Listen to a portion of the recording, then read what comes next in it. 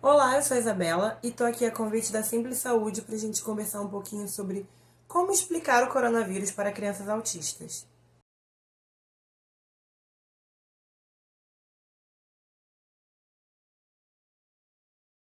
Como todos nós sabemos, a descoberta do novo coronavírus mudou a vida de todo mundo de uma hora para outra. De todo mundo mesmo. Não seria diferente com as crianças que se encontram dentro do espectro autista.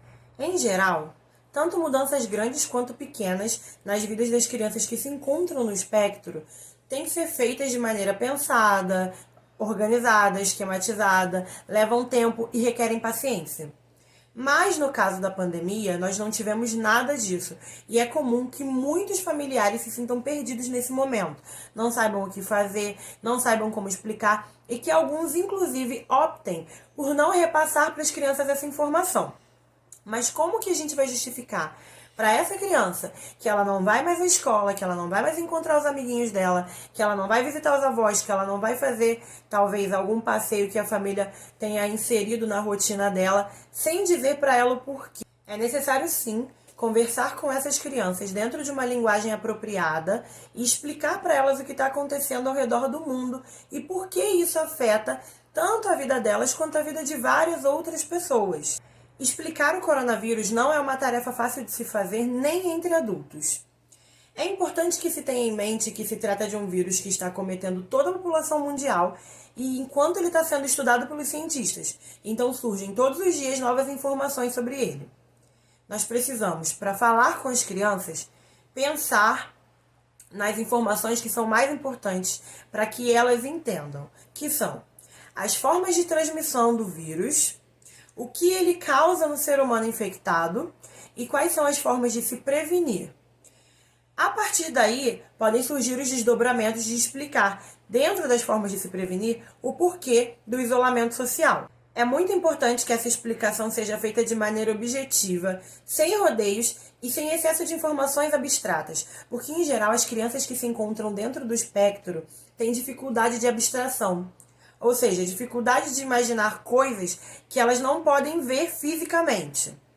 A partir daí, é interessante que se trabalhe uma narrativa construída em cima de imagens, e imagens reais.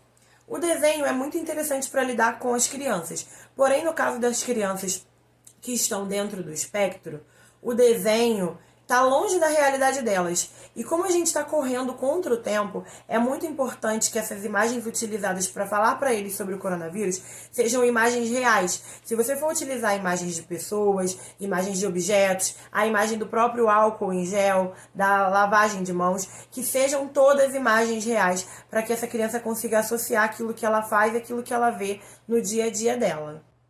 Nós estamos enfrentando muitas mudanças de hábito por conta do novo coronavírus.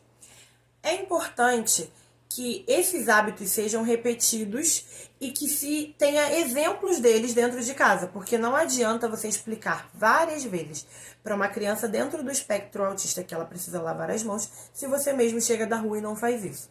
É importante para a segurança, é importante para a compreensão. O processo de lavar as mãos pode ser dividido em etapas. Você divide em até 9 etapas o processo de lavagem das mãos e vai explicando e construindo essas etapas com a criança todos os dias, para que se torne para ela um hábito. Muitas crianças dentro do espectro autista costumam levar a mão à boca.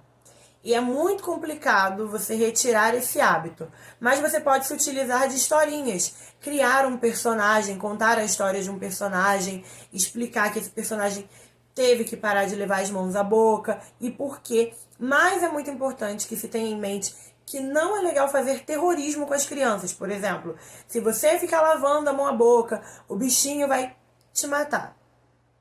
Estou dando um exemplo bastante drástico, mas que infelizmente acontece.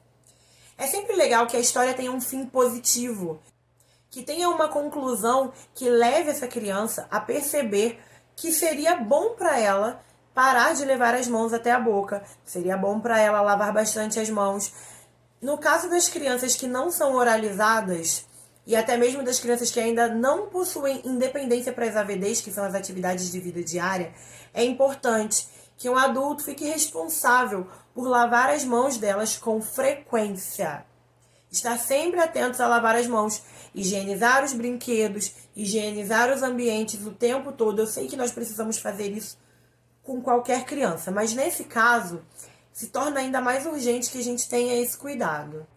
Por último, mas não menos importante, eu sei que muitos familiares estão ávidos por informações e aí a internet é um grande meio que a gente tem hoje para procurar ajuda.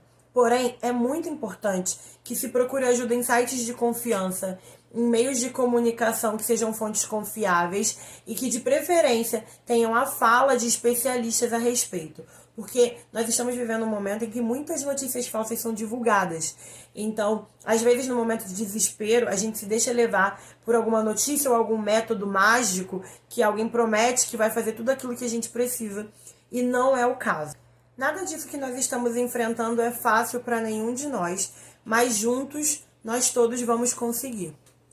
Nossa conversa fica por aqui. Se vocês ficarem com alguma dúvida, eu vou estar olhando os comentários do vídeo, então deixem comentários aí que tudo que eu puder ajudar vocês, que eu puder responder, que eu puder esclarecer, eu vou estar esclarecendo com vocês. Então é isso. Foi um prazer enorme aceitar esse convite. Eu desejo que todos estejam bem e que nós consigamos passar por isso o mais rápido possível.